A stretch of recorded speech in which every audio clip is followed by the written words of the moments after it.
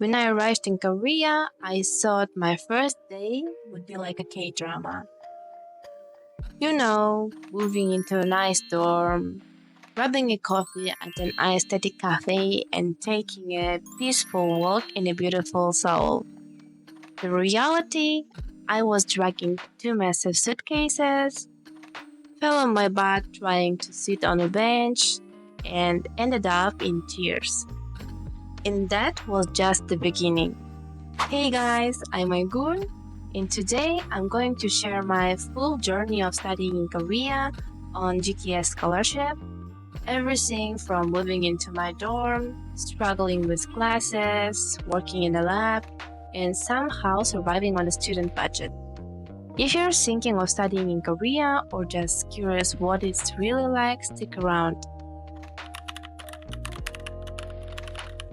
So let's go back to my first day.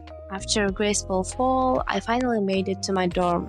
I was expecting a cozy little room, but what I got was a very vintage experience. Yellowed walls, broken furniture, and a bathroom that looked like it had seen some things. I sat on my bed and just cried for 2 hours. Full meltdown mode. But life goes on. I had to take a COVID test for immigration, buy some basic supplies, and figure out how to register for my classes. And here's the thing, I speak Korean, but I had no clue how to do sugang shincheong.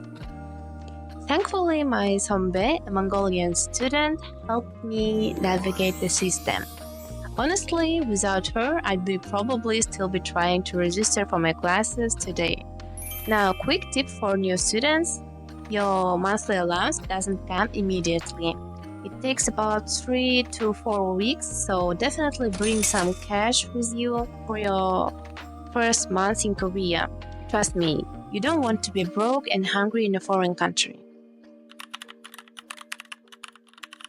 After somehow surviving my first semester, I started working in a research lab. My daily routine: wake up, head to the lab by 10 a.m., do experiments, read research papers, analyze data, repeat. By 9 p.m., I drag myself back to my dorm and then do it all over again the next day. 5 days a week. Sounds intense. And it really was, but here's the kicker. Other students in my lab got paid for their work. Me? No, because I was on a scholarship. My professor didn't pay me a salary. So I had to find other ways to survive. In my free time, I started tutoring students online and picked up a part-time job at a Japanese restaurant during breaks. Why? Because I had a small problem: unintentional shopping. Olivia, dangerous. Food delivery, too convenient. I'd go to buy one thing and walk out with an entire skincare routine I didn't even need. My monthly allowance should have been enough, but my spending habits said otherwise. So lesson learned, budget wisely, or at least try to.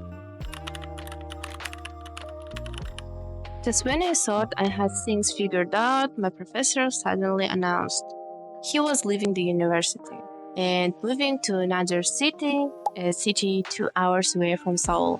At first, I thought, oh, that's tough for him. And then he told me, by the way, you have to come too. Excuse me, what?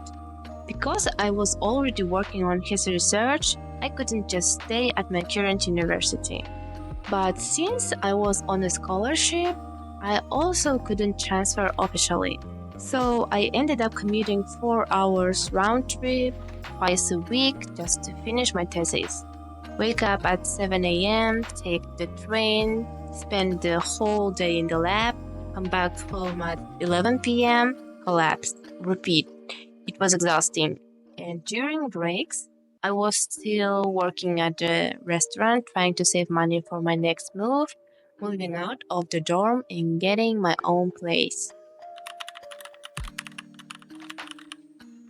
Finally, after all the late nights, all the lab work, and all the side hustles, I finished my thesis. defended it successfully, and graduated in August 2024. But despite all the struggles, I honestly loved my time in Korea. Yeah, there were hard moments, stress, financial struggles, long hours in the lab, but there were also amazing moments, karaoke nights with friends, delicious food, random adventures around Seoul, and just the feeling of living in a country I absolutely love. So would I do it all over again? Absolutely. Just maybe with a better budget plan. And that's my journey. 2 years of studying in Korea, working in a lab, surviving on a student budget, and figuring life out. If you're thinking of studying abroad, or if you're already in the middle of your own journey, let me know in the comments. And if you enjoyed this video, don't forget to like and subscribe. I have more stories coming soon. See you in the next video.